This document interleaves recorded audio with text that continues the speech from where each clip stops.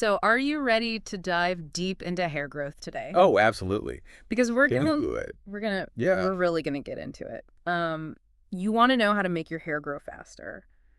And you've brought some fascinating research from Healthline. Yeah. I'm thinking you're looking for those luscious locks, Mm-hmm. maybe dealing with some hair loss, Right. or just, really curious about the whole science behind it all. Absolutely. So whatever your reason is, get ready for some surprising discoveries, Yeah. like caffeine for hair growth Hmm. and scalp massages for thicker hair. Interesting. We're going to unpack all of that and more. There's a lot of hype and misinformation out Right. there, so let's cut through the noise and look at what the science actually says about boosting hair growth. Yeah, okay. So before we jump into, the fancy treatments and miracle cures, Right. let's just quickly recap the basics. Okay. Hair grows from those tiny follicles on our scalp. Mm. And like any good factory, they need a steady supply of nutrients and oxygen from our blood. That's right. We lose around 100 hairs daily, Yeah. which is totally normal. It is. But, I've always wondered, Yeah. how much control do we actually have over how fast our hair grows? That is a great question. Yeah. While we can definitely optimize conditions for healthy growth age and genetics play a significant role. Mm-hmm. Think of it like this. You can give a plant the best soil, water, and sunlight. Right. Right. But its ultimate growth potential is still determined by its genes. Okay, that makes sense. Yeah. So it's not all about miracle products. Yep. It's about working with what we've got. Absolutely.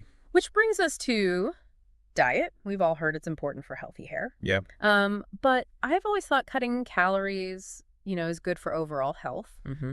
How can restricting what you eat actually harm your hair?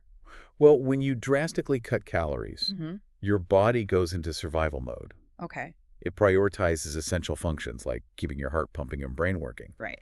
And sadly, hair growth gets pushed down the priority list. Oh. This can lead to hair shedding that can persist for months, even after you resume a healthy diet. Wow, that's actually a bit alarming. Yeah. I definitely didn't realize restrictive dieting could have such a lasting impact. It can. So what should we be eating to give those hair follicles the fuel they need? Protein is absolutely key. Okay. Think of it as the building block for hair. Right. Aim for at least 50 grams daily Got it. from sources like lean meat, fish, beans, and nuts. Okay. Protein is on the menu. Yes. Now, this next one from the research really surprised me. Caffeine. I thought that was strictly for my morning coffee, not my hair. Right. You wouldn't think it. Yeah. But studies show that topical caffeine products, Yeah. like shampoos and conditioners, Mm-hmm. might be as effective as some medications for hair loss. Seriously. Yeah. So how does that actually work? Is it Mhm. like caffeine wakes up those sleepy hair follicles? It's a bit more complex than that. Okay. Caffeine appears to counteract a hormone called DHT, which is linked to hair loss. It also stimulates cell metabolism and growth in the follicles, potentially leading to faster hair growth and less shedding. Interesting. I've always wondered about essential oils, too. Yeah. I love using them for aromatherapy, but the research mentions they could actually have hair-boosting powers. Mm-hmm. Is there any solid evidence to support that? There's promising research, Okay. but more studies are needed for sure. Okay. One study found that pumpkin seed oil applied topically led to significant hair regrowth in women with hair loss. Wow. However, the real standout from the research is rosemary oil. Rare. There's evidence suggesting it could be as effective as minoxidil, Hmm.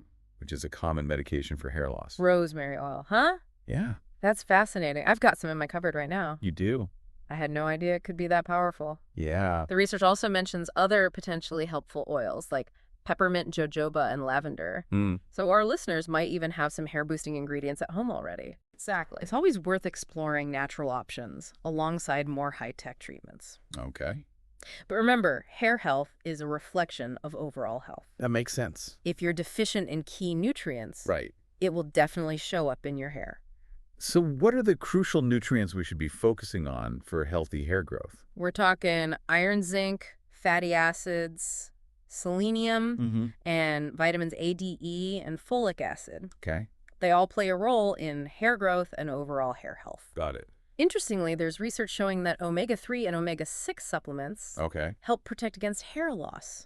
So that's something to consider. Supplements could be an easy addition to a hair boosting routine. Yeah. Okay, this next tip is something I am definitely trying tonight. Okay. Scalp massages.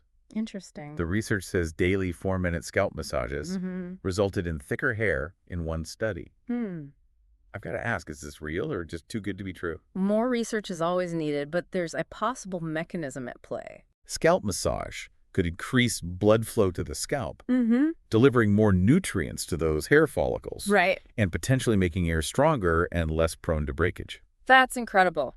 Just a few minutes of massage could make a difference. Yeah, I love how simple and accessible this tip is. it is. Now, the research also mentions a high-tech treatment called platelet-rich plasma, or PRP. Yeah. What exactly is that? PRP involves injecting a concentration of your own platelets into your scalp to stimulate hair growth. Okay, back up a second. Platelets. Yeah. Those are the things that help our blood clot, right? Exactly. What do they have to do with hair? Platelets are actually packed with growth factors that help our bodies heal and regenerate tissue. Huh. So when they're injected into the scalp, the idea is that they can stimulate hair growth and thicken existing hair. So it's like giving your hair follicles a super dose of healing power.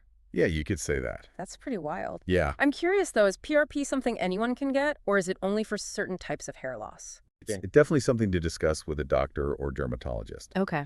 They can assess if PRP is right for you and explain the potential benefits and risks. Good point.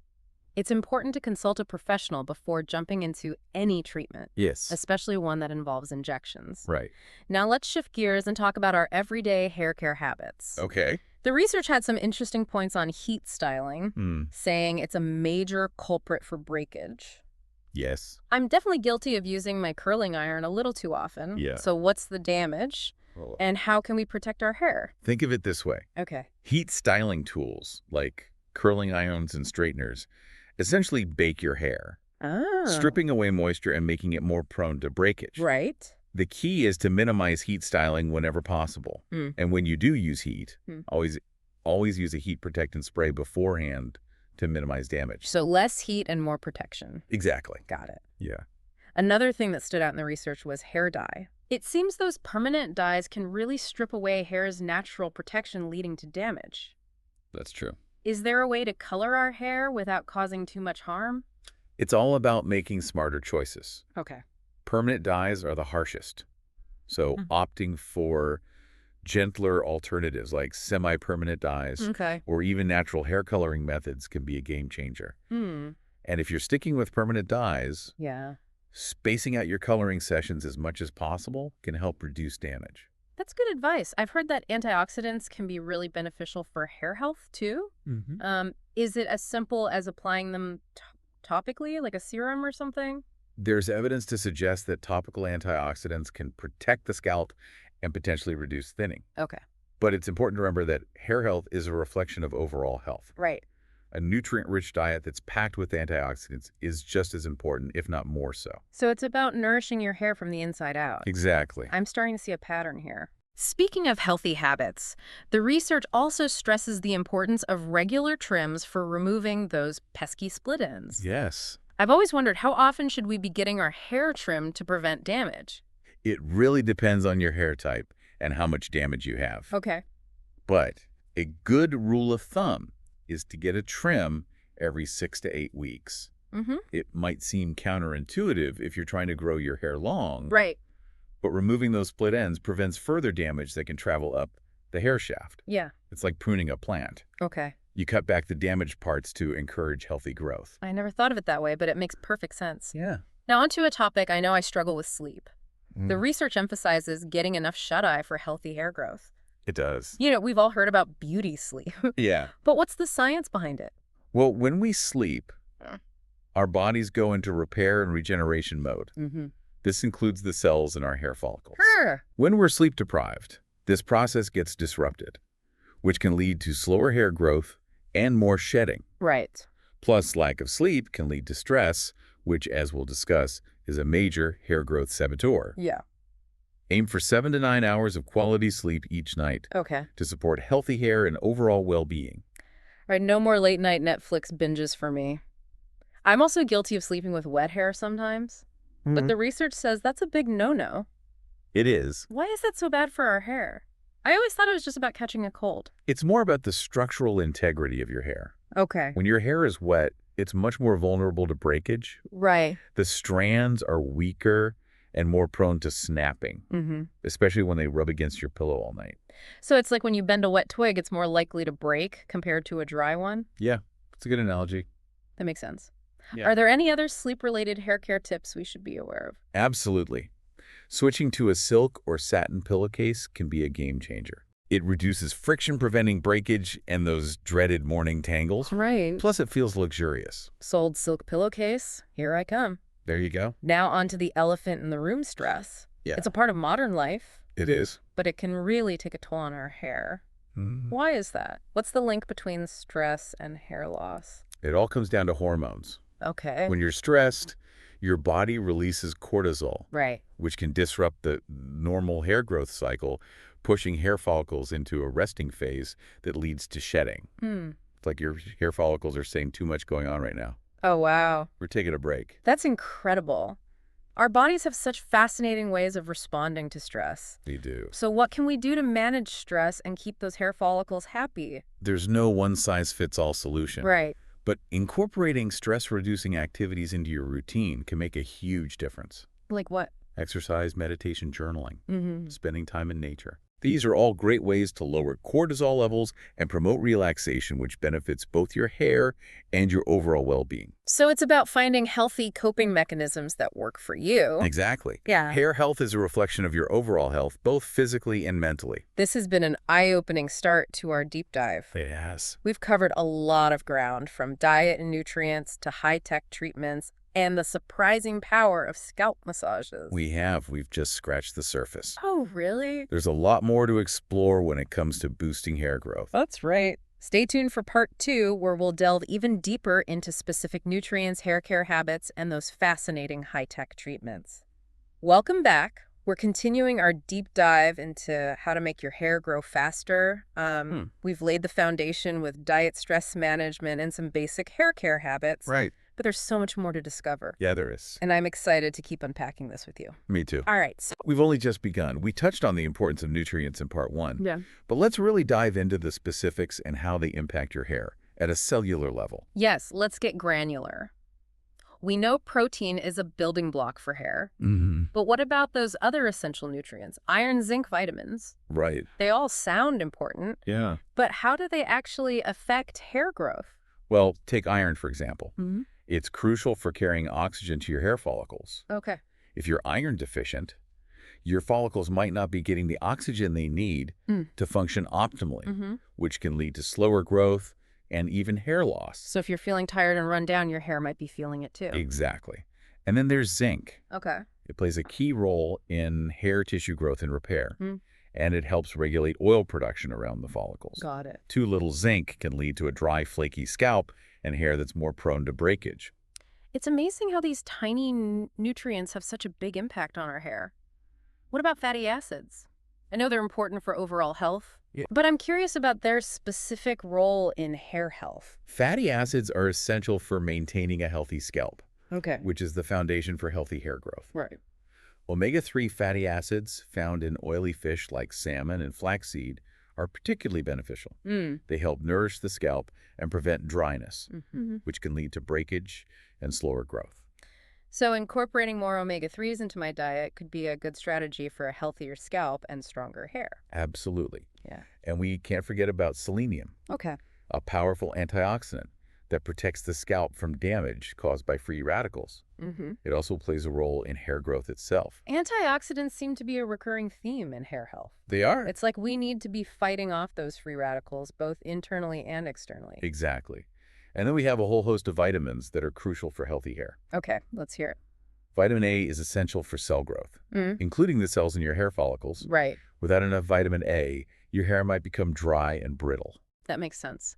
I've also heard that vitamin D is really important for hair. Yeah. What's its role in all of this? Vitamin D is fascinating because it actually helps create new hair follicles. Oh, wow. Some research even suggests it might play a role in preventing hair loss. Really? So getting enough vitamin D could potentially lead to thicker, fuller hair over time. I had no idea it was that powerful. We've talked about vitamin A and D, but what about vitamin E?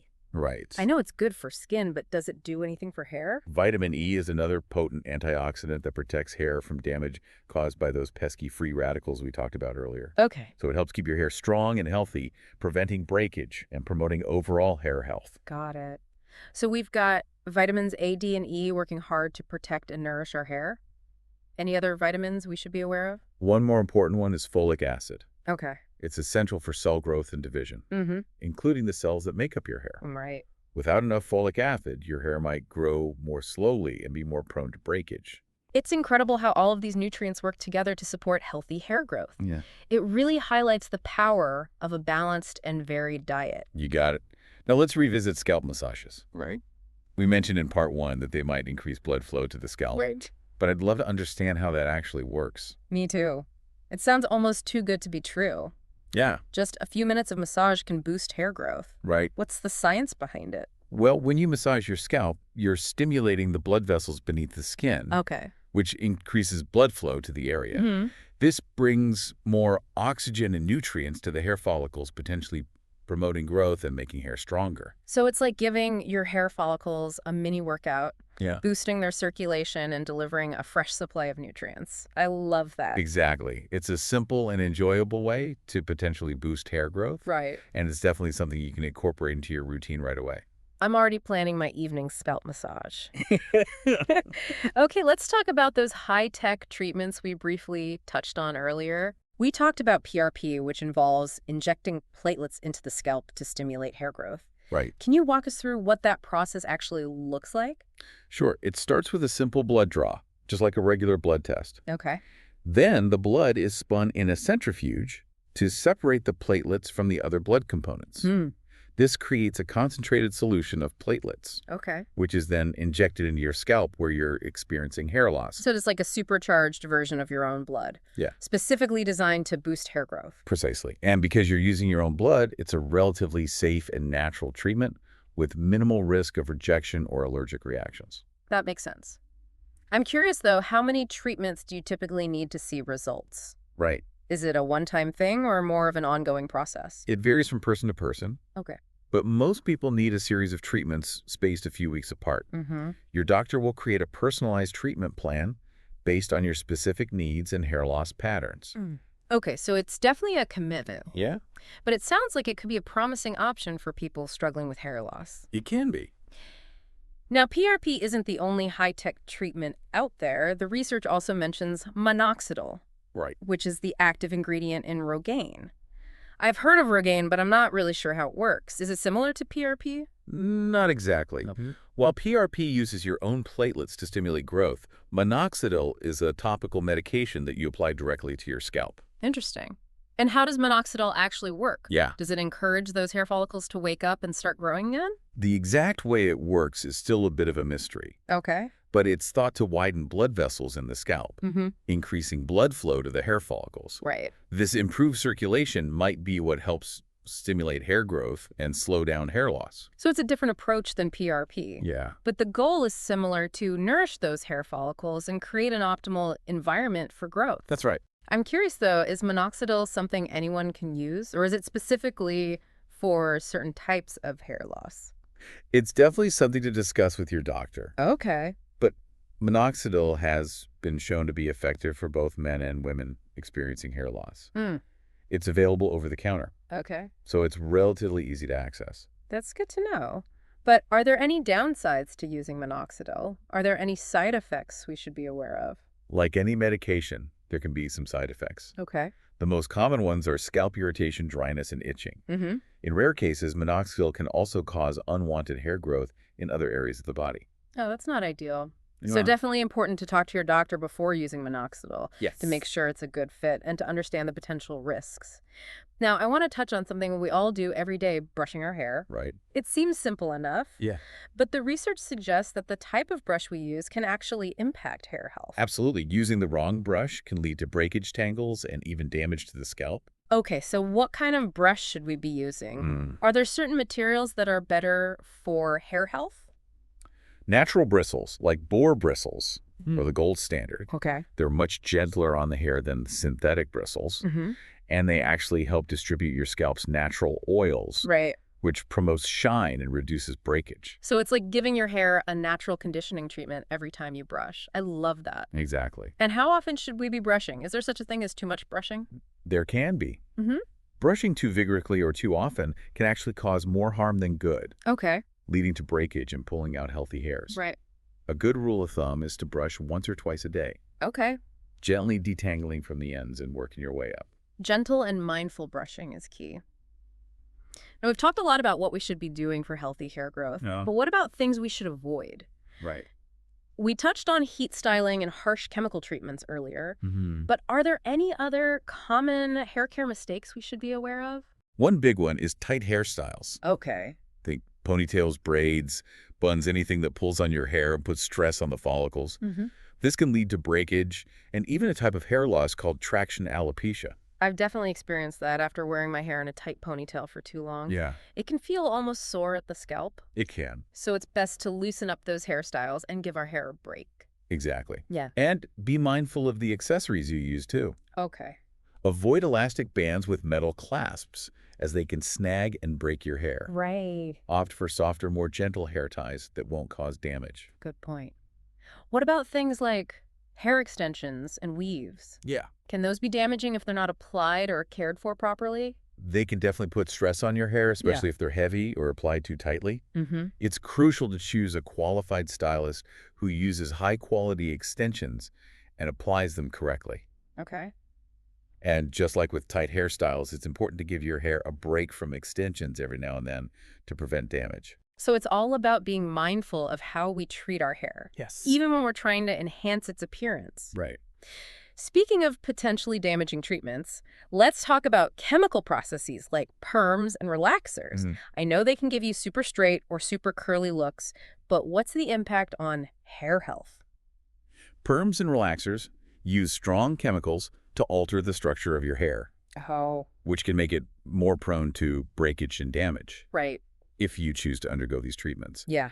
It's absolutely crucial to go to a reputable stylist who uses high-quality products and follows proper procedures, and be extra gentle with your hair afterwards. It sounds like those dramatic transformations come with a price. They can. So it's about weighing the risks and benefits and making informed choices that prioritize the long-term health of your hair. Precisely. And remember, everyone's hair is different. Right. What works for one person might not work for another. Yeah, that's true. So it's essential to experiment and find what works best for you and your hair type. Great advice. And if you're ever unsure, don't hesitate to consult a professional. Yes. A dermatologist or a trichologist, a hair and scalp specialist, Yeah. can help diagnose any underlying issues and recommend personalized treatments. Absolutely. Yeah. They can help you create a tailored hair care plan that addresses your specific needs and concerns. Now let's circle back to stress for a moment. Okay. We know it can negatively impact hair growth, but I'm curious about the specifics. Please. What's actually happening at the cellular level when we're stressed? When you experience stress, your body releases a surge of hormones, including cortisol. Right. These hormones can interfere with the normal hair growth cycle, Mm-hmm. pushing hair follicles into a resting phase, Okay. which we call the telogen phase. All right. This is what leads to increased shedding and slower growth. So it's like our hair follicles are going into hibernation mode because of stress. That's a great way to put it. And it's not just chronic stress that can have this effect.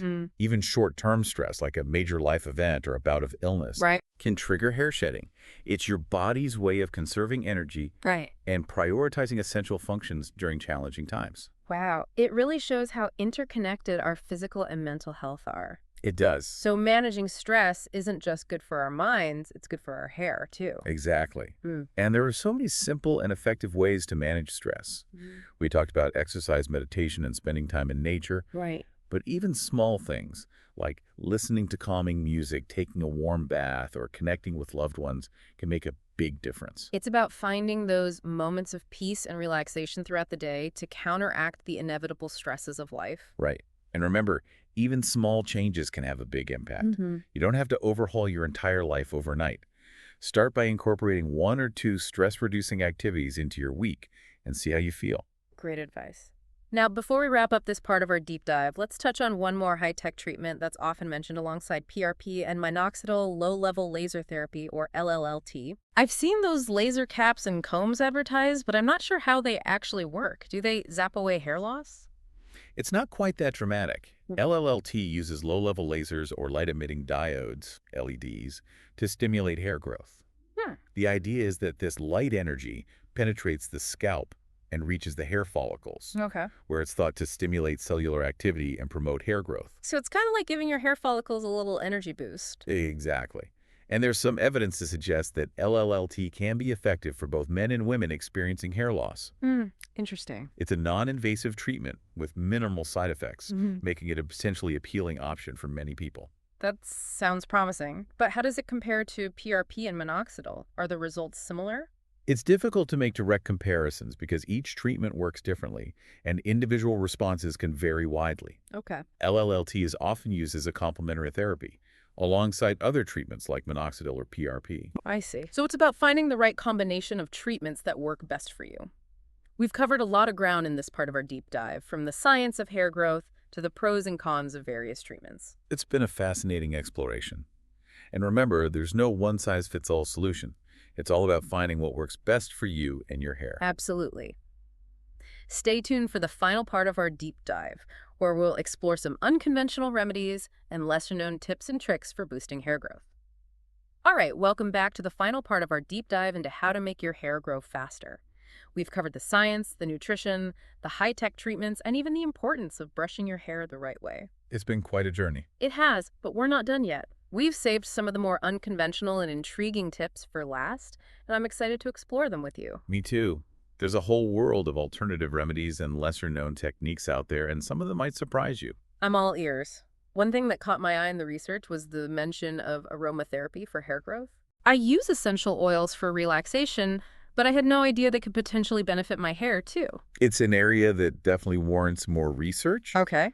But there's growing evidence suggesting certain essential oils might stimulate hair growth or improve scalp health, creating a more favorable environment for those hair follicles to thrive. So which oils should we be looking for? Are we talking about those fancy blends you find at health food stores, or are there some common oils that could do the trick? Well, rosemary oil seems to be a real standout in the research. Okay. One study even found that it was as effective as minoxidil for treating male pattern baldness. Wow, rosemary oil going head-to-head with minoxidil. That's impressive. I have some in my kitchen cabinet right now. You do? I might need to start incorporating it into my hair care routine. The research also mentions peppermint oil as being beneficial for hair growth. Is there any truth to that? Yes. Peppermint oil is thought to increase blood flow to the scalp, which, as we've discussed, can be a key factor in stimulating hair growth. Plus, it has that cooling, invigorating sensation that can feel really refreshing on the scalp. Yeah, I can imagine that feeling amazing, especially after a long day. Right. What about lavender oil? I find it incredibly calming. But can it actually do anything for my hair? Lavender oil is a multitasking superstar. Okay. It's known for its anti-inflammatory and antimicrobial properties. So it might help soothe the scalp, reduce irritation, and create a healthier environment for hair growth. So it's all about creating those optimal conditions for hair follicles to flourish. I love how aromatherapy can be a way to enhance your self-care routine. Yeah. While potentially benefiting your hair health, too. It's like a two-for-one deal. Absolutely. Now, this next tip I'm a bit skeptical about, but apparently inversion therapy is a thing. Have you heard of this? Ah, yes, the upside-down hair growth method. It's been circulating online for a while now. Right. With claims that hanging your head upside down for a few minutes each day increases blood flow to the scalp, promoting hair growth. That's what I've heard, but I can't help but think it sounds a bit gimmicky. Is there any real science to back it up? The research on inversion therapy specifically for hair growth is limited, so it's more of an anecdotal practice at this point. Oh. However, the logic behind it does make sense. Okay. By temporarily inverting your body, you could potentially increase blood flow to the scalp, delivering more nutrients and oxygen to the hair follicles. So it's not a guaranteed solution, but it might be worth a try, especially since it doesn't seem to have any negative side effects. And even if it doesn't magically boost hair growth, Right. it could still be beneficial for circulation and overall relaxation. Exactly. Now, this next tip is one I've heard about for years, but I've always been a bit hesitant to try it: onion juice. I know it sounds strange, Yeah. but apparently it's a popular home remedy for hair growth. It might sound unusual, It does. but there's actually some scientific evidence to support it. Okay. Onion juice is rich in sulfur, a key component of keratin, the protein that makes up our hair. So by applying onion juice to our scalp, we're giving our hair follicles a direct hit of sulfur. That's pretty ingenious. But I have to ask, is the smell as bad as I imagine? Yes, the pungent odor of onion juice can definitely be a deterrent for some people, but there are ways to minimize it, Okay. like mixing the onion juice with other ingredients such as honey or lemon juice, or rinsing your hair thoroughly after applying it. Got it. And the potential benefits might outweigh the temporary inconvenience for some people. All right, I'm willing to give it a shot. Yeah. And who knows, maybe I'll discover a hidden hair growth hack. There you go. Now, for our final tip, let's talk about something we often overlook: our hairbrushes. I've always just grabbed whatever brush was on sale. Right. But the research suggests that choosing the right brush can actually make a difference in hair health. Absolutely. The humble hairbrush is an essential tool for maintaining healthy hair, Mm-hmm. but not all brushes are created equal. Using the wrong brush can lead to breakage, tangles, and even damage to the scalp. Okay, so enlighten me. What should we be looking for in a hairbrush? Are there certain materials or bristle types that are better for our hair? When it comes to brushes, natural bristles are the way to go. Okay. Boar bristle brushes are particularly beneficial. They're gentle on the hair and scalp, and they help distribute your scalp's natural oils, Right. promoting shine and reducing breakage. So it's like a natural conditioning treatment built into your brush. I love that.